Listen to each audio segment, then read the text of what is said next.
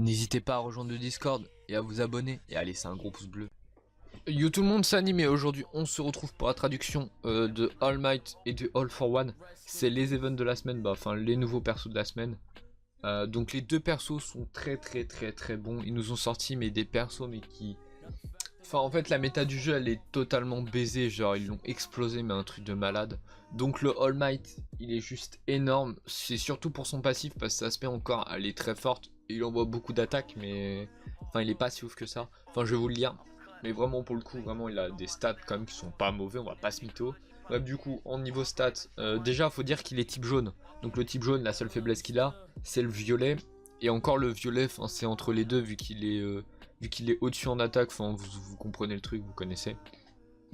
Donc en level 90, level max 6 étoiles, il a en HP 6604, ce qui est pas mal en HP. Mais genre vraiment pour un fest c'est énorme, surtout pour les stats. En SP 263, je sais plus combien elle prend sa SP. Ouais, elle prend 180 sa SP. Du coup, il pourra en faire une avec des accessoires, je pense. Vous pouvez faire une double. Surtout la double, ouais. À la suite, ouais, vous pouvez. En termes d'attaque, il est quand même pas... Je pense que c'est l'un des meilleurs, je crois, avec l'All Might vert en termes d'attaque. Passe 9278, c'est juste énorme. Surtout avec les accessoires All Might, les poupées que vous pouvez avoir gratuitement dans le shop. Et en défense, il a 4500, ce qui est juste énorme aussi. Enfin, énorme façon de parler, juste avant d'attaquer l'aspect. C'est qu'il est lent.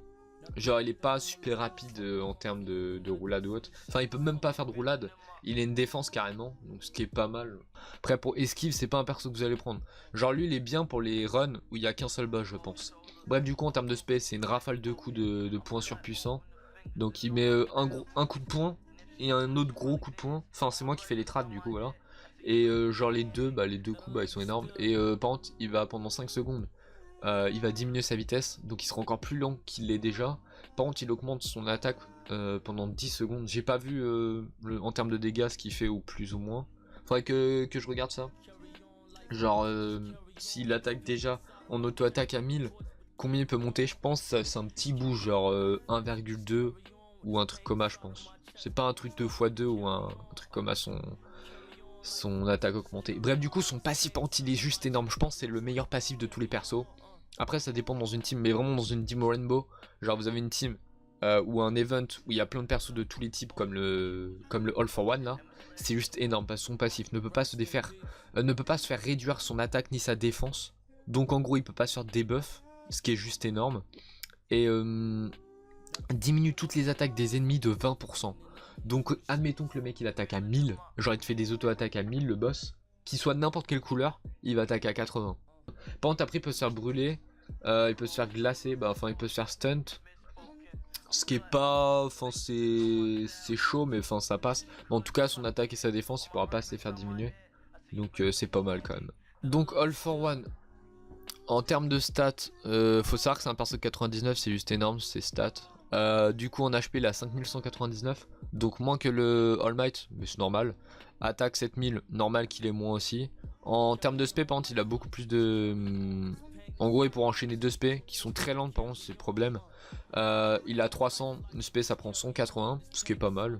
Et 4000 en défense, c'est dans la moyenne des persos de 99. En termes de stats, il est pas ouf, vraiment, il est pas ouf. Bref, du coup, sa spé, c'est grâce à tous ses pouvoirs, transforme son bras en géant et inflige un coup dévastateur à ses ennemis, infligeant d'immenses dégâts. Donc, il n'y aura pas de debuff ou autre, ou de buff ou je ne sais quoi. C'est juste en fait, tu vas mettre une grosse spé qui fait beaucoup de dégâts, vraiment beaucoup de dégâts. J'ai pas les statistiques, mais quand même, c'est juste énorme.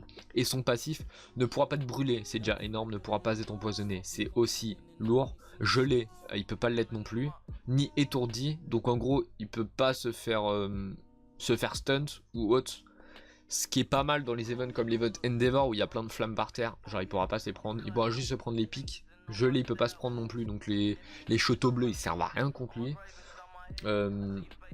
Et ses capacités ne pourront pas être bloquées, donc en gros il peut pas être stunt, ouais, c'est bien ce que je disais. Et comme la roulade ou empêcher d'attaquer. En gros, il fait pas de boost, il booste pas. Mais si vous le prenez en lag 99 en premier perso dans n'importe quel event, il est juste énorme. Après, contre un perso jaune, enfin vu qu'il est violet, contre le perso jaune, il aura quelques faiblesses. Mais admettons dans un event vert ou rouge, il est juste énorme dedans. Genre, en tout cas, j'espère que la vidéo vous a plu. Si c'est le cas, mettez plein de pouces bleus. Dites-moi si vous voulez d'autres traductions ou autres. Rejoignez le Discord. parce que vous les avez déjà écrits au lieu de venir tout le temps sur les vidéos ou autres.